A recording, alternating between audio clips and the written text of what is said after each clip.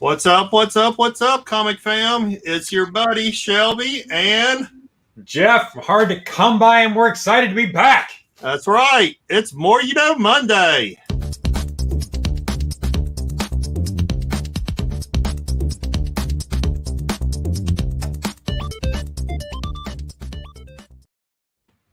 Oh, so how you been, man? I feel like we were just talking, and it's like feel like we haven't talked for weeks or anything. You know, there was a StreamYard snafu 2 weeks ago, right? We tried to do this same show 2 weeks ago on my channel, and StreamYard actually sent me an email going, "Hey, we noticed you tried to go live during this time. We're sorry, there was an outage," and so yeah, it wasn't anything on our side. It was actually StreamYard. So right, yeah. So for me, it's been 2 weeks because we had that technical difficulties that time, and then I was on vacation last week. You still had the More You Know Monday with the Whatnot crew, but I didn't. So man, it's been half a month. So man, I'm in dying for my More You Know Monday. Yeah, I agree with you, buddy. Yeah, I agree with you. And it kind of snuck up on me, I'll be honest. I was doing some work this afternoon, and I was like, wait a minute, it's Monday. It's the best day of the week. Yeah, so I quickly messaged you, and it's like, hey, we're doing a show tonight. Do you want to retry? Even though I put a show on my channel 2 weeks in a row. Because I wasn't sure if you had anything ready or not, or what, and all that. This is already in the pipeline, so we're good to go with this one. Next week it'll be on my channel again. We'll get back to the normal rotation. Things have been busy and everything, but it's glad to be back, man. Yeah. So where'd you go on vacation? Any place exciting? No, went to Dallas. I had a little family reunion thing. Oh, that's right. You did tell me that. Yeah, and then just came back and did some stuff around Tennessee. Went to see some of the falls in Middle Tennessee here, so that was kind of fun. Do some paddleboarding around there. Joker, how's it going? I appreciate you stopping by. Hey, Jokers, what's up, buddy?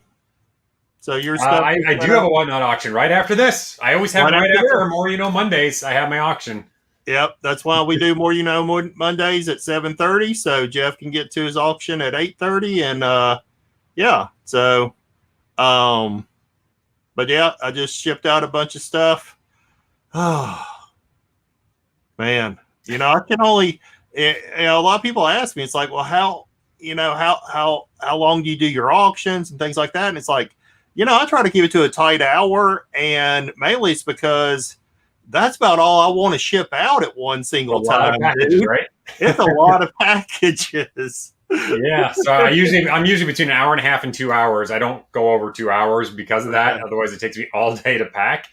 And then I had a show yesterday, so I have back-to-back shows. So this morning, everything shipped out, and then I got this show, and then, of course, we got Thunder's show on Thursday, and then I got my big show I do every Friday over there as well. So, yeah, it's been a lot of fun. Yeah. Well, yeah. And, I have, of course, Gorilla Todd on Saturdays. I supported Thunder last Thursday. 2 Whatnot shows, and then eBay. I still sell a little bit on eBay. So, I usually have about 5-6 packages a week from there. So nice. All right. Well, let's get it. What are we talking about today? Let's get going. Let me see. Yeah. We got to talking. I apologize. You and I started talking before the show, and I forgot to. You forgot to load up the presentation. I forgot to load up the presentation. So give me a sec here, and. We like giving you guys information that you can visually see on there. You can go back. So when you're watching the replays, you can stop it and you can look for some information there. Again, make sure you're always commenting down below or in the live stream right now. Any questions, feel free to let us know. Yeah, we love your comments. Okay, let's see what I'm doing. Oh, it's been so long since I've shared. What am I doing? All right. But that is a cool looking shirt you have on right now. And, people can still buy these at shelbycomics.com. I think the Whatnot coupon code is still active. So Okay. we've actually seen a little bit of a boost in sales in the past couple of weeks. I think through Whatnot and stuff. A few people have been going over there buying a couple of shirts, and nothing huge, but I think we sold 4 shirts in the past week. Hey, So, hey, 2 all weeks or support. We so. appreciate all the support, guys. We Shelby do. worked really hard to design these, and these are really soft, nice shirts. So Yeah. Yeah. This not too thick or anything. Yeah, actually someone was asking me about this the other night, and I got the camera and zoomed in on it showing how I did it and stuff, because they were like, that looks like a comic book cover. And it's like, well, it is a comic book cover. it So was. all All right. right. So, me, I always have a ton of slides, but I think if we get through the first little bit, because I got some cool books and stuff to show as the cat comes running across here. But yeah, let's look at a little bit of history of Marvel Comics and video games of the 20th century. I did cut it off. Hey, Okay. shut it up. Sure, So, what's going on? why is it always Spider-Man? Marvel video games in the 80s. So always starts with Spider-Man, it seems. Yep. So Oh, I remember that game. oh yeah, for the Atari, yeah, Yep. yeah, I had it too. So all he did was climb a building, but that was the first video game, 1982. The board game company Parker Brothers, and this is actually going to come in later. Had the license to Spider-Man and Star Wars, and they produced the first Marvel video game for the Atari 2600. So yeah, in the 70s, I know I've got several of the board games behind me. I should have pulled them out, but yeah, Parker Brothers did a lot of the board games. Milt Bradley, Parker Brothers, but yeah, you just climbed up the wall and shot webs at people in the windows, I think. But yeah, it was a pretty good 8-bit game. The next is what's called the QuestPROBE Trilogy. This was a Scott Adams game.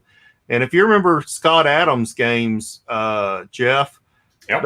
those were for the Commodore VIC-20 and Commodore 64, but they were text-based games, right? So you had what's shown here on the screen is it have this digital picture of something going on and tell you what it was, but then you had very, it'd be like go left, go right, shoot web or something like that. Yeah, it was like a choose your own adventure. I remember those, and you had to type, like you said, go left, go right, go straight, and then you kept typing the thing, and it would come like a question mark that we didn't know what you were trying to do. And yeah, I totally remember those. So it was called the QuestPROBE Trilogy because Marvel actually released 3 video games: the Hulk, Spider-Man, and then the Human Torch and the Thing, and they were all titled QuestPROBE. And because you and I have talked about this several times, they actually put out a set of comic books for it. Mm-hmm. So I will do this. So yeah, so here's the comic book with the Hulk, done by Bill Matlow, Mark Grunwald, and John Romita Sr. Number 2, and with Spider-Man, and then QuestPROBE number 3 with the Human Torch and the Thing. So what the comic books normally did is they kind of gave you an introduction, right? So you'd read the comic book, it'd kind of give you the beginning part of the storyline, and then the video game would, would continue with the rest of the story. So, and this one was actually written by Scott Adams. He actually wrote the story on this one. And I'm not sure about the Spider-Man one, but yeah. I've seen the Hulk one several times, but I haven't seen 2 and 3 all that often. Yeah. I researching this topic, I found out about these comic books, and then once I found them, it's like, oh, I've seen that before, but I didn't know what it was. So I purchased these, and they were about $20 a piece. So some people know about them. All right. I think I can just do that. Yes. There you go. Yay.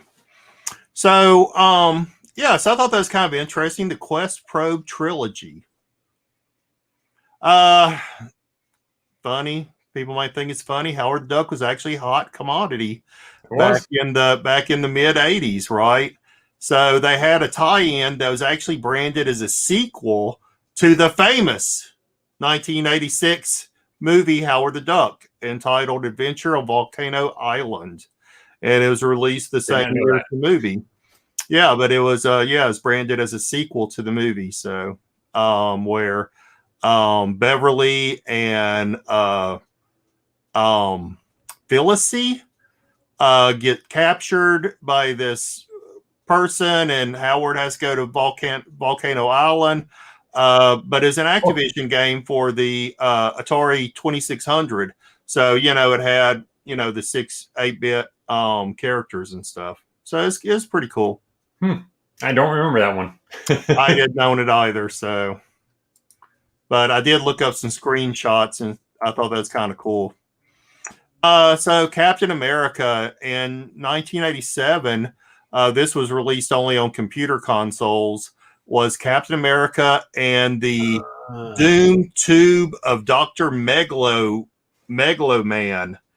And what's interesting about this is the first time a character was created specifically for a video game. And Dr. Megaloman still has never shown up in a comic book or anything.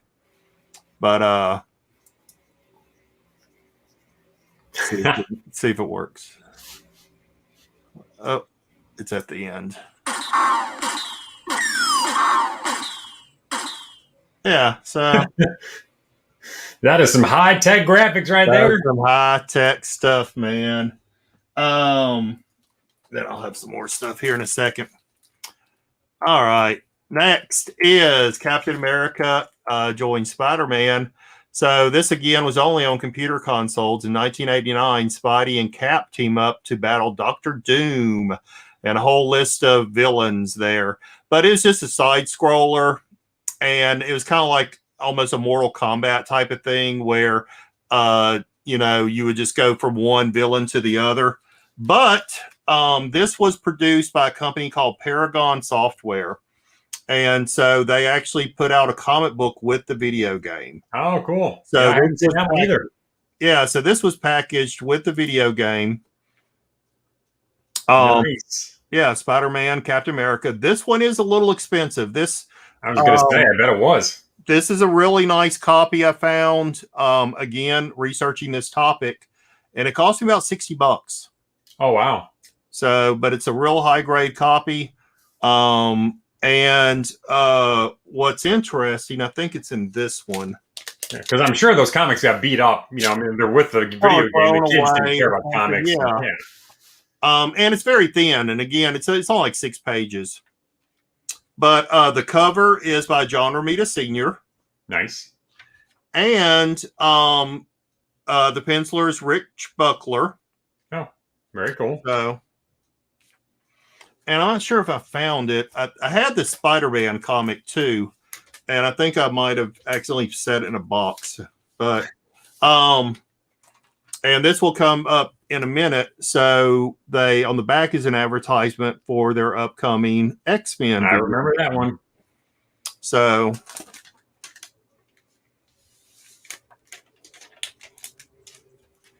but yeah, so kind of interesting being packaged with the software. So, all right. Yeah, I didn't really realize how many video games in the early 80s like that there were of them. There are a few, yeah. So, yeah.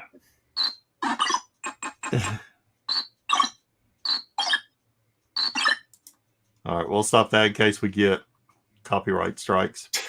But yeah, no, stop. Anyway, but yeah, I think that's interesting, and like I said, you get some pretty big name artists there with like John Romita. So, all right, let's see. All right, here we go. And then the next is what we were just showing was a couple of X-Men video games came out. also by Paragon Software. So the first one, I'm sorry, the first one was for Nintendo. I apologize. Entitled The Uncanny X-Men. And here is the comic book that came with that one.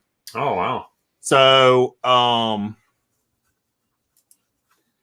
again, Paragon Software. But this was for the NES. This wasn't that expensive. I think it's like $19, and it's a pretty high grade copy. But let me see. I think this is the one. Yeah, because now you're getting in the early 90s, so I'm sure there's a lot more Mania. People were grabbing all this stuff. This was 1989, and the penciler was a then unknown Mark Bagley.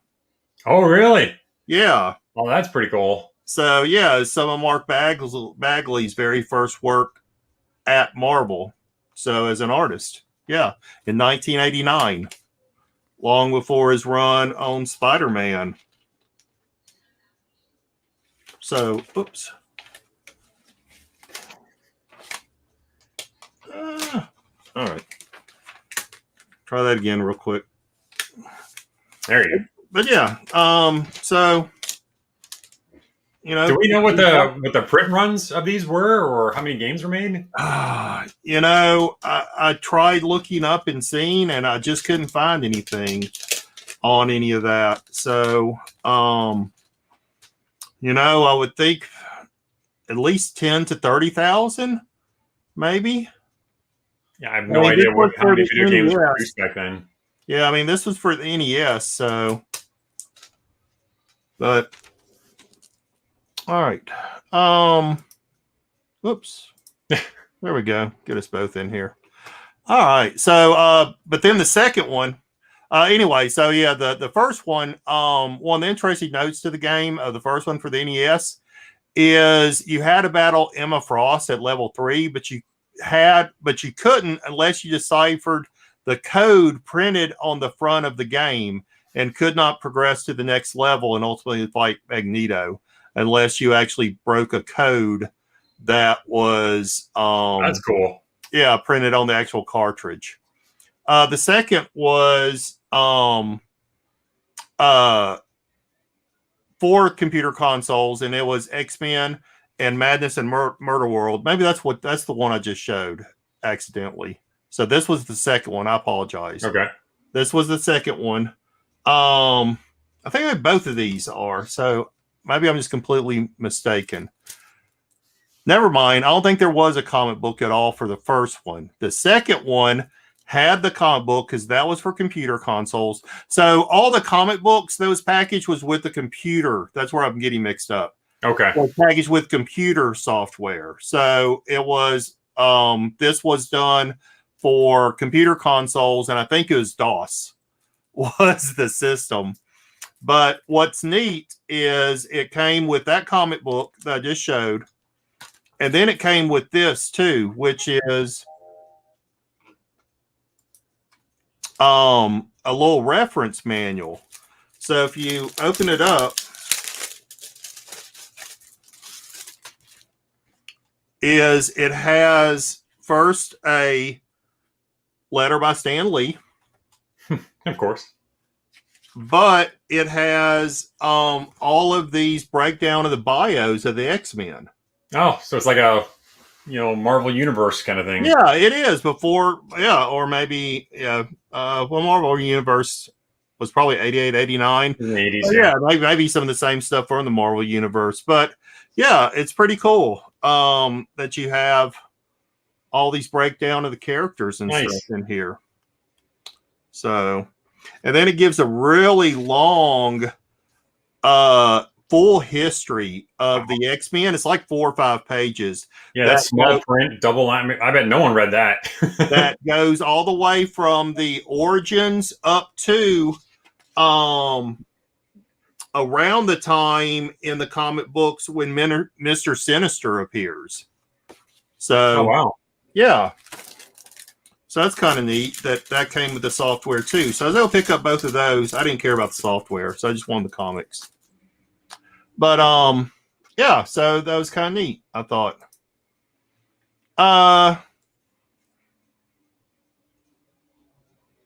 And this was the first one. So I think this came out somehow later, because somehow this claims that this was the first one to have a comic book tie-in packaged with the game. So, but they're both by Paragon. Okay, so before we get to that, another thing that Paragon put out was this. So this is a portfolio of some of the art they had commissioned. Oh, I remember they used to have a bunch. I used to collect those portfolios. Yeah, I used to have a bunch of those. I never saw that one though. Yeah, so those were popular back then. Yeah, Paragon Publications. So has all these cool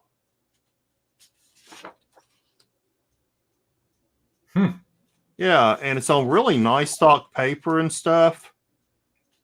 Is it a different artist for each one or the same artist? It is. So the artist was Jack Beatty, Bill Black, John Byrne, Michael Golden, Michael Hernandez, Michael Kaluta, Gil Kane, Jack Kirby, Ken Landgraf, Bob McLeod, Jerry Ordway, George Perez, Marshall Rogers, Bill Sienkiewicz, and Mike Zeck. Dang. Yeah, right. Who's who of heavy hitters back then? Some heavy hitters, man. So this is the Jack Kirby Red Skull one, printed on red paper. Huh. Yeah, so really cool. And then it came with this colored this is Bill Sienkiewicz doing Conan. Wow, it's a risque Conan, huh? Yeah, a little risque there. Yeah, we'll cover that up. But wow. Yeah. It doesn't look like Bill Sienkiewicz artwork, but yeah, pretty cool. And then there was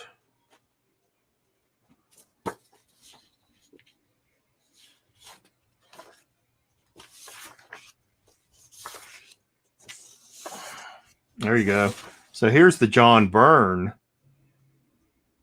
Oh, it's bicep day for Logan. Yeah. I love the duotone blue and stuff. George Perez did kind of this duotone. Yeah, it makes sense that Hawkeye's purple, but why'd they make Wolverine blue? I don't know. And then Michael Golden did Batman, which I've never seen Michael Golden do a Batman before. So that's really weird. He's even in there. So did that mean they had a video game or something with DC then? I don't know. I haven't researched any DC video games, so I'm a little confused because, it does, unless it's an accident, that Paragon, it's two different companies, both called Paragon. But they do have different logos. But, I mean, I would think it's got to be the same company. I don't know. Maybe different then. Okay.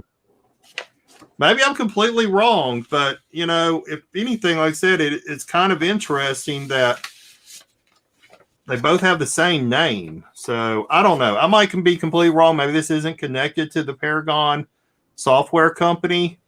Maybe it's just a happy accident that it's the same name. I have no idea. Yeah, because it's weird. It's a different logo, but it might be just like a different division or sub company of that, and they did a little different. And this was done way back in the 80s. This was around 81, 82. So well before the video games then. Well before the video games. So I don't know. So that might have been their way into. Maybe. Okay. I have no idea. Change the logo later. Okay, I'm with you. That makes sense then. Yeah. So I'm a little bit taken off, but that's probably the big part. I wanted to share, the 90s, of course, they released about 43 different video games in the 90s across a lot of different ones. So this was, again, a Paragon publication. That was for DOS, which is a second part to that X-Men. I don't think there's a comic book with it because I've been looking for it. Honorable mention is, of course, Silver Surfer, which is classically known as the most difficult video game ever created. And I've tried playing it, and it's freaking hard to play. Yep. But it is considered one of the best music scores. So I have to play a little of the music. We'll start at the beginning.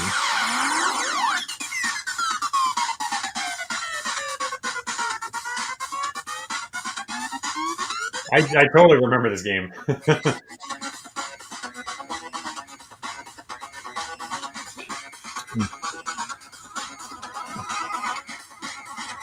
And it's a cool cover music game too.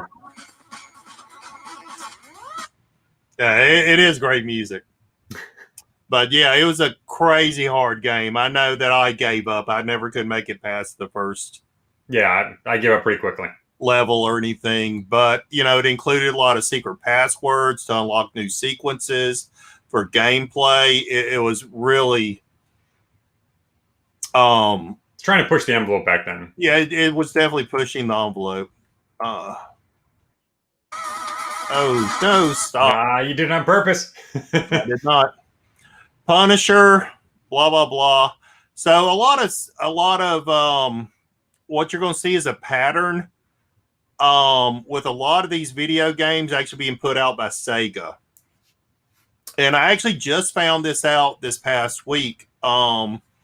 Is the reason why is because Nintendo was licensing everything, right? They were just trying to grab every license they could to keep their competitors from having licenses. Right. One of the few companies that did not license with Nintendo was Parker Brothers. And like we just said earlier, Parker Brothers owned the license to Marvel games. So a lot of these you'll see actually came out for Sega. There was a Spider-Man trilogy for Game Boy with Carnage. If you notice here, see a lot of Sega. Sega Genesis, Sega Genesis. DOS, Sega. Do you have the Maximum Carnage comic book? That's the Holy Grail. I know. I do not. So and they did a cool one with Miles Morales too. Oh yeah. You know, one thing I just saw the other night, and I'm just going to kind of quickly go through these. I'm not going to talk about them. What I saw the other night at an auction was, see, Sega.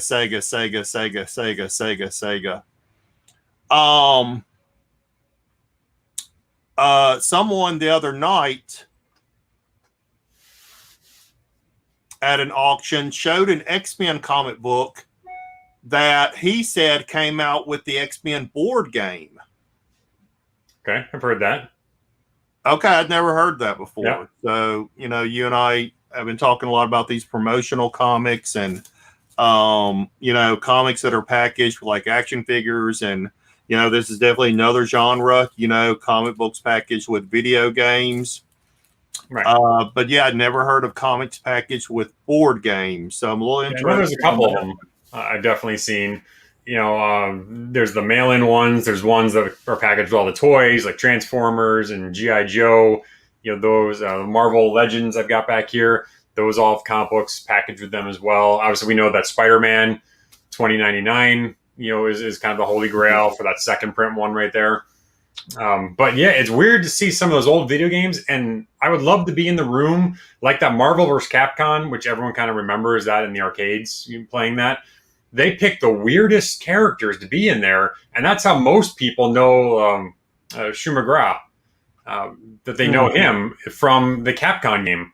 You know, he was a villain that you can play, a giant eyeball with tentacles. I mean, why, of all of the Marvel staple of heroes and villains you choose, you pick him? And then they had the Blackstone was the other one. Like, why are you picking these weird characters? You know, I think is due to licensing. Right? Because, like I said, I didn't really put two and two together. When I was making those lists, I noticed, man, they put out a lot of video games for Sega, and it's like I couldn't understand why.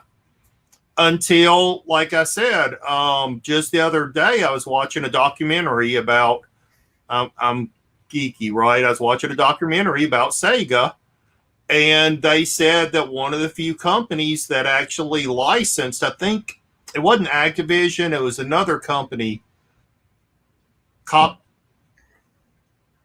Capcom, I think was the other one. But Parker Brothers, I'm like, oh, well, that kind of makes sense now, right? If Parker Brothers had some of the Marvel licenses to games, right, then Right. if Parker Brothers, did their license with Sega, then that would explain why there's so many of these games for Sega, right? Like Spider-Man. All the Spider-Man games was almost exclusively for Sega. Right. Well, they had some Nintendo Game Boy stuff too. Well, the Game Boy, but yeah, and I think that's the way they skirted around it or something, right? Is because it wasn't for a real console, it was for a handheld. Oh, I gotcha. Well, that makes sense. Yeah. So yeah, I mean, there's even other categories. Like I just picked up, I got it somewhere. I can grab it in a second. But you remember the Wolverine Charleston Chew comic, the Sam Keith? I want to say yes. I love that one, and it was funny because I bought a little collection, and I'm rebagging, boarding, and looking over the comics. And I'm looking at the back of one of the comics, and it's the ad for that Sam Keith Charleston Chew. Yeah, I know the ad. Yeah. So I immediately went on eBay, and I'm like, who's got it? And I bought one. So I got one because I'm like, I remember having that back in the day because I love Sam Keith, and I know you do too. Oh, yeah. So yeah, I just got that one actually last week. I'm gonna have to hunt that up. Yeah, we're gonna have the most eclectic PC that's worth like nothing, that no one cares about. Yeah, that no one cares about. Yeah. I've done a couple auctions with that. I'm like, you don't understand. This is newsstands from 2016 from DC. These are awesome, and everyone's like, right. Right. Or this was packaged with a video game for the Commodore 64. Yeah, right. What? What do you mean it was a text-based game? What? I mean, the Scott Adams games were like huge. So, hey, Matthew, glad you joined us. We was just about to wrap things up. Hey, Matthew, what's up, buddy? You can check the rewind for sure. Yeah, and then, of course, the next generation of all this stuff is when they took things, like you said, for the video games, and they made certain heroes and villains for that, and the games came out first, and the comics started coming out, or you started incorporating them. Miles Morales, they have a lot of comics that actually tie, because he's really popular in the gaming system. Mm-hmm. They came over like the was it the Tinker?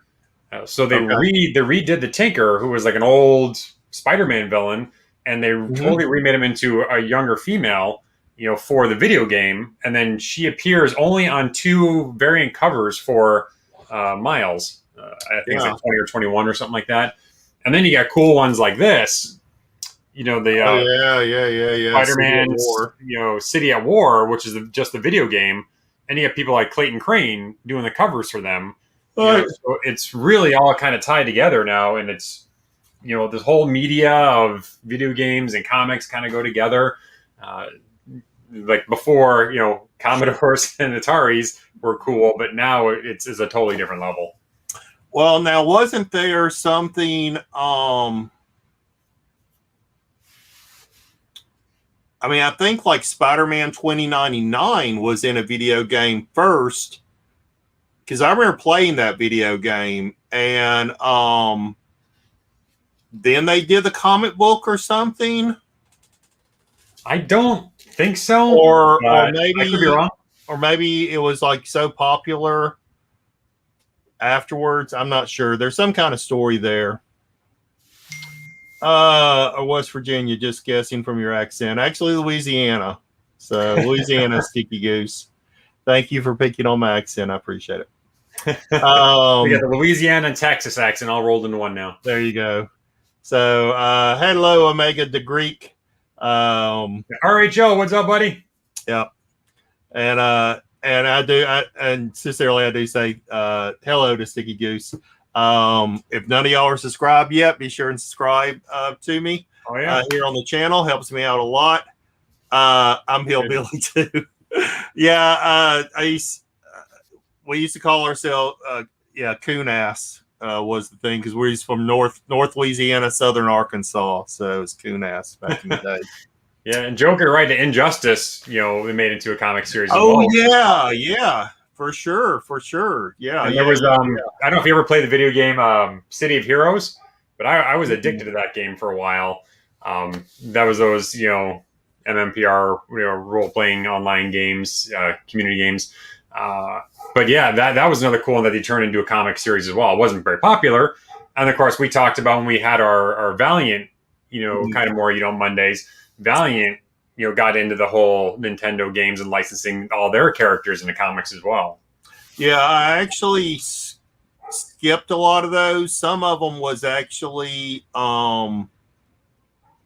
they showed up on the Marvel list for some reason. So I'm not sure if Marvel, or maybe it's the Ultraverse, I'm not sure, but some showed up on the Marvel list. I'm not sure if Marvel had a hand in helping get them to that.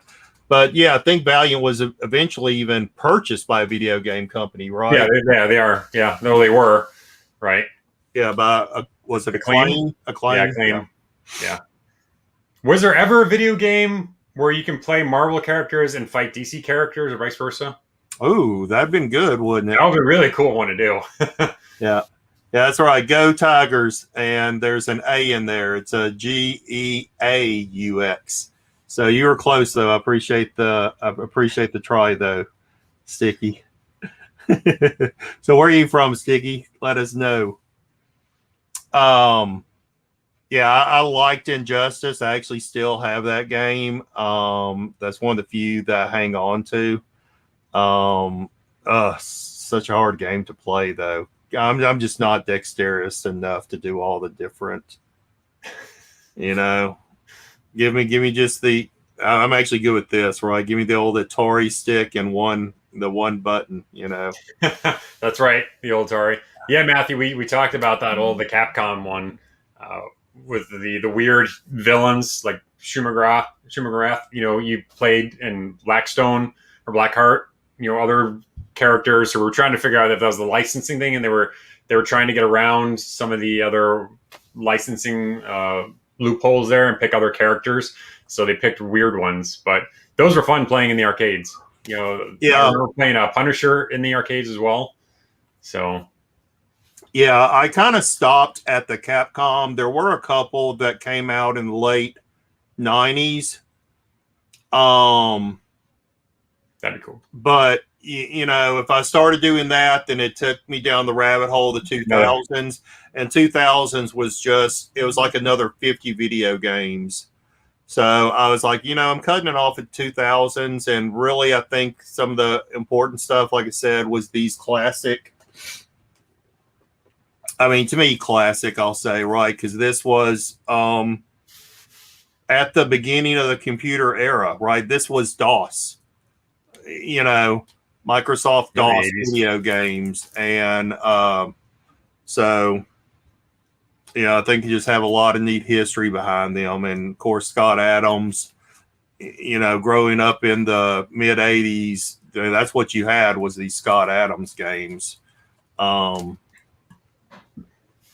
So, yeah, definitely a lot of rabbit holes you can go down. And like I said, if you guys want to see any more in depth in any of this stuff, or you want us to go down one of these rabbit holes, we'd love to do it. Yep. So what's next week? What have you got on the agenda? I don't know yet. Oh, okay. I like you said, this week, with the vacation and with everything else going on, I haven't even thought about what I'm going to do for next week. So again, any suggestions you guys want to see, certainly let me know and we can go down that rabbit hole. But of course, yeah, I'll figure something out. We'll do something cool. Okay. Yeah, y'all give us your ideas. We have, of course, a list that we have that we always pick from, but just like this one, this was not on our list. No, this video game, but I just really got into, looking at these promotional comics that you and I, had started talking about in one of our previous episodes. So, yeah, it's a lot of fun. These are always fun. Yeah. So, yeah, where else are you going to be this week? So I'm keeping a consistent schedule on Whatnot. So Tuesday, Thursday, 8 o'clock Central Standard Time. Gorilla Todd and I have a deal worked out. So on Tuesdays, I'll be running an auction. I'll be running Whatnot starting at 8. He starts after me at 9. Then on Thursday, it's reversed. Cool. I'm still at 8, but then he's going to do like an early auction. I think starting around 6 o'clock Central Standard Time, till I come on at 8 o'clock. So Okay. So it's not reverse. So it's really you're staying the same and he's changing. Exactly. He's jumping on each side of me. So it's like a little Shelby sandwich. Oh, so, no one wants to think about that. Shelby hamburger. So, Tuesday he's on top, then Thursday he's on bottom. So anyway, so what about you? I know you're keeping a consistent schedule. Still doing Monday, Wednesday, Friday? I switched up a little bit. So always after the show. So after the show at 8:30, 8:45, I'll be on Whatnot. And then I may do a Wednesday one. So that's a hit or miss for me on Wednesdays. But I always do Monday and Fridays for sure. Friday's my big one. So every Friday I give away a 9.8 slab. And I have my mystery boxes. So mystery boxes and a slab on Friday. And I do my other prizes. It's been Sunday, Monday. So I did one last night. I'll do one tonight, and then I'll do one on Friday. So usually I do three Whatnots a week. Sometimes I do one in the afternoon just to pop up and do something different and try some things out. And then, of course, Thunder on Thursday. So I'll be on this Thursday in the Thunderdome there. So happy to be back there again. But that's all I got going on. But I appreciate it. Yeah, I should be on Thursday. Hey, Tim. Good to see you, Tim Costi. Hey, Tim, yeah.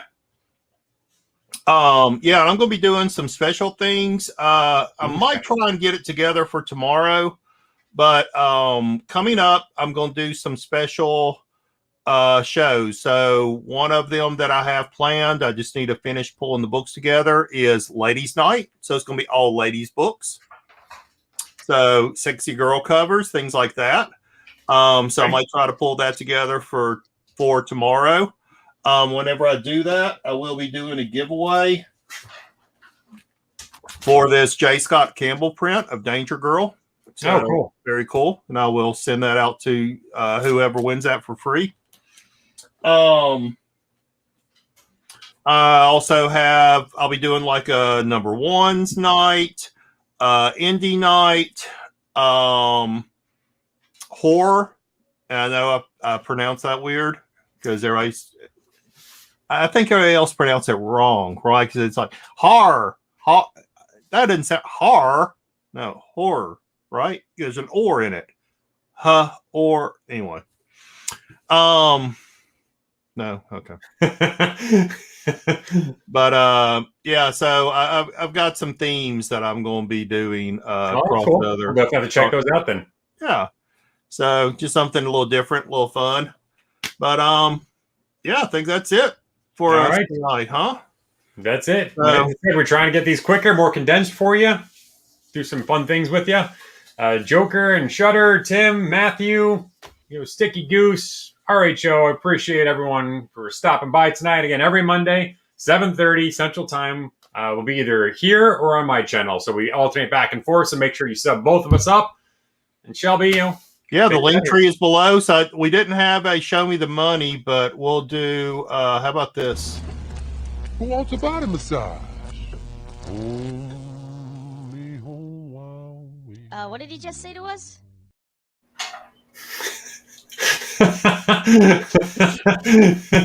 So, anyway, hey, thank all of y'all for coming and visiting us tonight. Hey, I always say that the best part of the community are the ones that visit us right here on YouTube. Go check out Jeff here on Whatnot here in a few minutes and buy some really cool books that I know he'll be showing. Hey, don't forget to go to some ShelbyComics.com and get some More Monday merch, man. Use that Whatnot 10 for 10% off your entire order. So we got mugs, we got tumblers, we got shirts. I'll be putting out a whole bunch of new shirts here in about 2 weeks or so. Don't tell Thunder because I still owe him some artwork. Um, but anyway, hey, thank you all again. And all right, I guess that's it. All right. Peace, love, comics. Bye. See you all. guys later.